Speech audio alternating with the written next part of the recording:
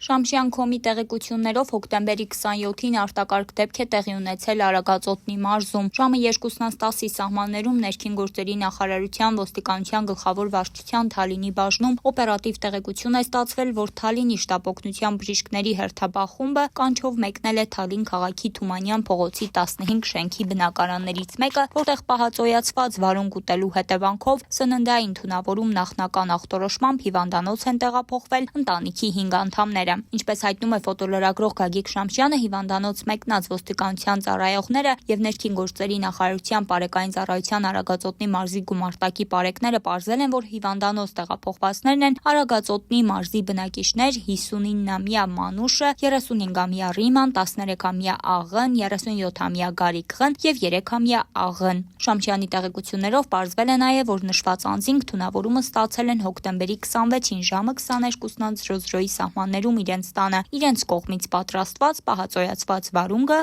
ուտելու հետևանքով։